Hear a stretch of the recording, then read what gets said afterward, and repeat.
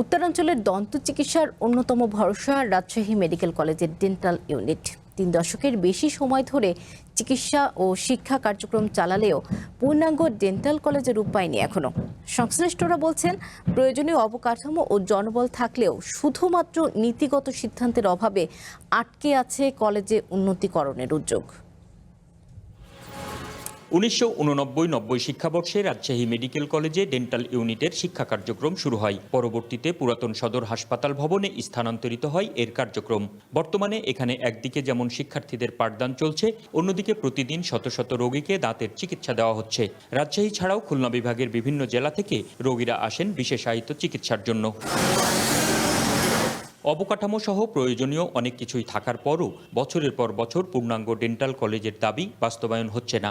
দাবি আদায়ে বিভিন্ন সময়ে রাস্তায় নেমেছেন এখানকার শিক্ষার্থী, চিকিৎসক এবং সচেতন নাগরিকরা। আমাদের অবকাঠামোগত উন্নতি হবে।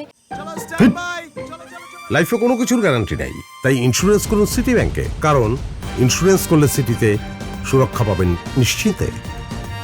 মানে ডেন্টাল চেয়ার বা ডেন্টাল যে ইনস্ট্রুমেন্টগুলো আছে সেগুলো আমরা সরকার থেকে পাবো, আর পেশেন্টের ভোগান্তি এক্ষেত্রে কম হবে। আর স্টুডেন্ট হিসেবে আমাদের যে সুবিধাটা হবে যে আমাদের শিক্ষাটা বা রোগীকে সেবা দেওয়ার যে অ্যাবিলিটিটা সেটা বৃদ্ধি পাবে। দাঁত ব্যথা পৃথিবীর সবচেয়ে ভয়ঙ্কর ব্যথা। এই ব্যথার রোগীকে আমরা 4 মাস পরে ডেট দিই। কারণ কি? কারণ আমরা অসহায়। এখানে আমাদের পর্যাপ্ত পরিমাণ জায়গা রয়েছে।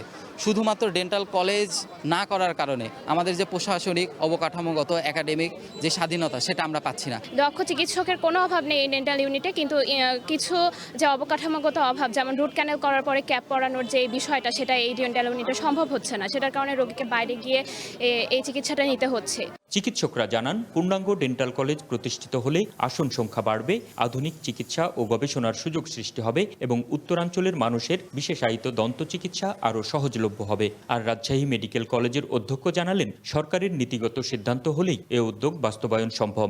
কলেজ হলে আমাদের রোগীর সেবার মান বাড়বে এবং হচ্ছে যে আমাদের শয্যা সংখ্যা বাড়বে, প্লাস আমাদের আউটডোর সেবার যে যতগুলো আমাদের ফ্যাসিলিটিস প্রয়োজন, ওষুধপত্র এবং ইমেচার সামগ্রী, এটি কিন্তু আমাদের অপ্রতুল।